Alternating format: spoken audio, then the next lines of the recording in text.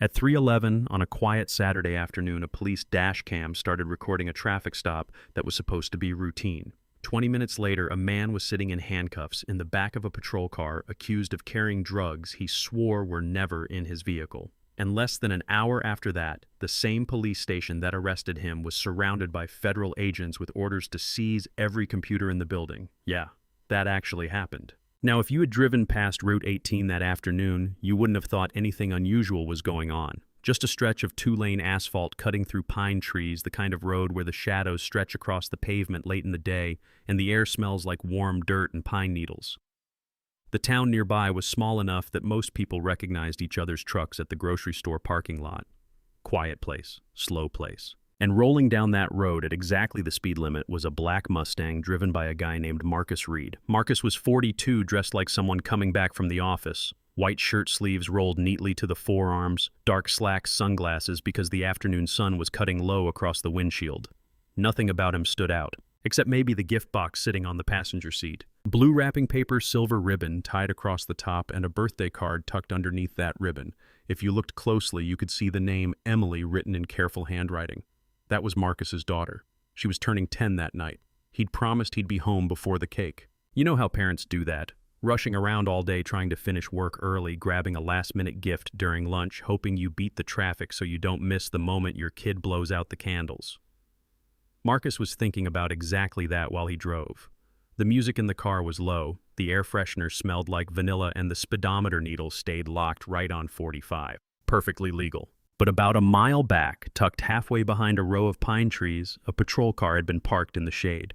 And when Marcus's Mustang passed by, that patrol car quietly started its engine. No lights, no siren, just rolling slowly onto the road and falling in behind him. Marcus noticed it in the rearview mirror almost right away. Not because he was nervous, just because most drivers notice when someone sits directly behind them for too long, especially when that someone is a police cruiser. He checked his speed, still 45, checked his mirrors, hands on the wheel, nothing wrong, so he kept driving.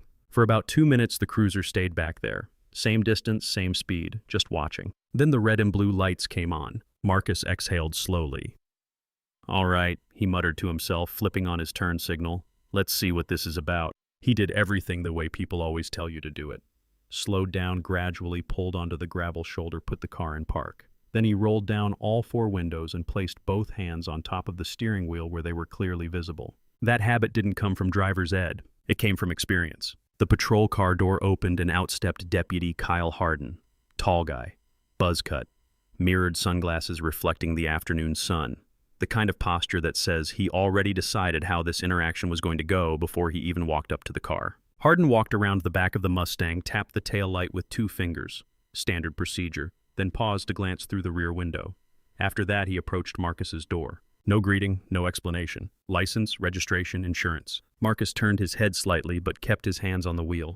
Afternoon, officer. Mind telling me why I was pulled over? Harden didn't even blink. Papers first. Marcus nodded once. All right, I'm going to reach into the glove compartment. Slow. Marcus moved carefully, opened the glove box, took out a leather pouch, and handed over his documents. Harden took them, but his eyes weren't on Marcus. They drifted toward the passenger seat, toward the gift box. He tapped it lightly with the tip of his pen. The ribbon shifted. Nice car, Harden said casually. What do you do for a living to drive something like this? Marcus answered evenly. Risk management. Harden flipped the license over, looked at it for half a second, then tossed the documents back into Marcus's lap. He leaned slightly closer to the window. I smell narcotics. Marcus didn't move. Both hands stayed on the wheel. There's nothing like that in this car, he replied. Harden straightened up slowly. His hand rested on the strap near his holster. Step out of the vehicle. Marcus took a breath before opening the door. Just to be clear, he said calmly, I do not consent to a search of my car. Harden smirked a little. That's not really your decision today. Marcus stepped onto the gravel shoulder. Harden pointed toward a pine tree a few feet away. Stand there. Marcus walked the 3 steps and stopped beside the tree, hands relaxed at his sides, body turned slightly toward the Mustang. Then Harden walked around the car and yanked the driver's door open. Harder than necessary. He leaned inside. From where Marcus stood, he could only see Harden's back and shoulders as the deputy moved around inside the car. The wind rustled through the trees. The ribbon on the gift box trembled slightly. 20 seconds passed. Then Harden straightened up. In his hand was a small, clear plastic bag containing white powder. He held it up like he'd just discovered buried treasure. Well, look at that, he said. Marcus stared at the bag. That wasn't in my car. Hardin didn't respond. Instead, he pressed his radio. "Dispatch, I need backup. K9 unit tow truck." Marcus shook his head slightly. "You're making a mistake." Hardin walked over, spun him around, and snapped the handcuffs onto his wrists. 2 metal clicks echoed in the gravel. Just like that, Marcus Reed was under arrest. The ride to the station took about 20 minutes. Marcus sat behind the plastic divider, staring out the side window while trees and power lines slid past. His hands were cuffed behind his back. Every time the patrol car slowed down, he felt the metal push into his wrists. Mostly he was thinking about Emily, about the cake, about the tablet inside that gift box sitting in his car. You know how your mind works in those moments? Jumping between anger, disbelief, and the strange thought that you might actually miss your kid's birthday because of something you didn't do. When they reached the station, Hardin pulled Marcus out of the back seat and walked him straight inside to booking. The desk sergeant barely looked up from his keyboard. Hardin dropped Marcus's belongings onto the counter one by one. Wallet, watch, keys, and finally the gift box. The ribbon was bent now. The birthday card had slipped almost all the way out. A few minutes later, Sheriff Dalton Briggs walked in. Big guy, uniform shirt, slightly wrinkled, the look of someone who had been running that building for a long time. He glanced at the paperwork and then slid a document across the desk. "Sign this," he said. Marcus looked down. It was a property waiver. They wanted his car. "You sign that and you can walk out tonight," Briggs added. Marcus pushed the paper back. "I want my phone call." Briggs didn't respond right away. Instead, he turned toward the computer and typed Marcus's license plate number into the system.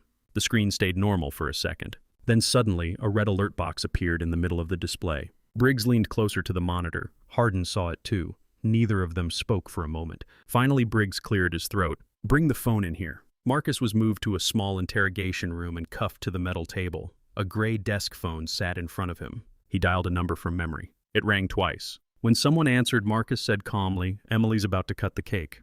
I'm running late." There was a short pause on the other end. Then the voice replied, "Don't worry, we'll bring the cake to you." Marcus hung up. Outside the room, Hardin hurried down the hallway. The sheriff stared at Marcus for a long moment like he was trying to solve a puzzle. About 3 minutes later, the sound started outside the station. Engines. Big ones. The glass doors at the front of the building vibrated slightly as several vehicles rolled into the parking lot. Then a voice blasted through a loudspeaker. "Federal agents. Everyone inside the building, keep your hands visible." The entire station froze. Deputies stopped mid-step. Chairs scraped the floor. Sheriff Briggs slowly set his pistol on the table. The front doors burst open and a team of agents moved inside wearing tactical vests marked with large yellow letters. At their front was a woman in a navy jacket. She walked straight into the interrogation room, unlocked Marcus's cuff, and stepped back respectfully. "Sorry about the delay, Director." Marcus stood up, rubbing his wrist. "You got here right on time," he said. And that's the moment the room finally understood what had happened. Marcus Reed wasn't just another driver pulled over on a quiet road. He was the regional director of a federal internal investigations task force that had been quietly looking into corruption inside that department for months. The traffic stop wasn't random. It was the final test. And Deputy Hardin had just failed it in front of a dash cam, a body camera, and 24 federal investigators waiting for a signal. Within hours, the station's computers were unplugged and sealed as evidence. Hard drives were cataloged, evidence lockers photographed. Marcus's Mustang was pulled from impound under a federal warrant. Over the next 6 months, investigators uncovered a pattern that went back years. Illegal traffic stops, fabricated drug discoveries, property seizures that conveniently turned expensive vehicles into department assets. Deputy Hardin disappeared from the roster not long after that. 2 other officers followed. Sheriff Briggs retired early. About a year later, Marcus Reed pulled that same black Mustang into his driveway on another quiet Saturday afternoon. Inside the house, his daughter Emily sat at the kitchen table, happily tapping on the tablet that had been inside that birthday box all along. Marcus leaned against the doorway, watching her for a moment, smiling quietly. Because sometimes justice doesn't arrive the way people expect. Sometimes it doesn't come with sirens or speeches or dramatic courtroom scenes. Sometimes it shows up quietly, in the middle of a small town, on a dusty road where someone thought nobody important was watching. So here's something I want to ask you. At what moment do you think everything changed for those officers? Was it when Marcus refused to sign that waiver, when that red alert popped up on the computer? Or when the federal convoy rolled into the parking lot? Let me know what you think in the comments, because stories like this raise a bigger question. How many people never get the chance Marcus had to prove the truth? And if you've ever witnessed something like this yourself, some abuse of authority or a moment where someone in power got exposed, share that story too. I read those comments, and honestly, sometimes they're even more powerful than the stories themselves.